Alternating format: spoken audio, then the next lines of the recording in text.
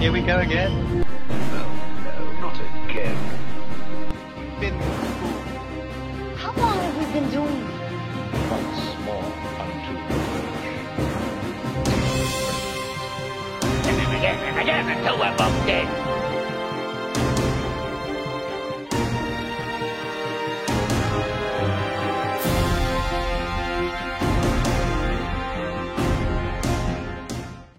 Hello and welcome to You've Seen It Before, movie reviews with connections in mind. Logan Lucky is hitting theaters this weekend. It's the latest film directed by Steven Soderbergh, and instead of doing a review of Logan Lucky, I decided to do another film directed by Steven Soderbergh, one of his earlier films and one of his more well-known films as well, that of Ocean's 11.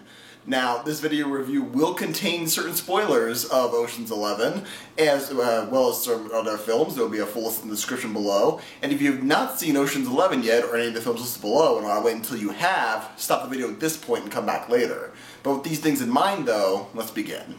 So Ocean's 11 from 2001, starring George Clooney, Brad Pitt, and a host of others, is a remake of an earlier 1960 film starring Frank Sinatra and the Rat Pack. And it's a heist film involving George Clooney's Danny Ocean, and he assembles this team of thieves, essentially, and they plan a heist of 3 Las Vegas casinos owned by Terry Benedict, who is the current love interest of Danny Ocean's former wife, played by Julia Roberts. And the whole film centers around them planning this heist and executing it so that Danny Ocean, in addition to getting a huge payday from this heist, will hopefully win back his wife. Now, there are several things that this film is lifting from other films, as well as certain things that it inspired in later movies. So let's start with the obvious ones and go from there. First, let's just state the obvious. Ocean's 11 is not the first heist film to ever grace the screens, nor is it going to be the last. But of course, there are certain things that it borrows from as in its execution of the heist that are very reminiscent of the types of plans that you see in the TV series The A-Team, in which you see these plans that you may not have thought of during going through the plan, and certain things that happen during the events of Ocean's 11 that we think may be setbacks as the audience, but in fact that they planned for them all along. But very similar to how the A-Team is able to get to plan out many different contingencies, and of course the infamous line, "I love it when a plan comes together." One of my favorites films that this film kind of is reminiscent of would be Gone 60 Seconds, the remake from 2000. And both of these films feature a very similar style of heist, from the fact that both of these have to assemble a team of people from both their past life and from their contacts. Both of these films involve high-risk takes, and both these films involve an antagonist who, one way or another, they don't really want to cross, but they end up crossing anyway. And coincidentally, both of these films star Scott Caan in a role as well, so there's an interesting similarity there. One aspect of Ocean's 11 that you may have seen before is the way that the heist plays out at the very end. Namely, when Terry Benedict is watching his security monitors, he believes that the thieves are robbing his vault in a certain way, and the SWAT team goes in, the robbers get away, money blows up, and he's left with essentially nothing.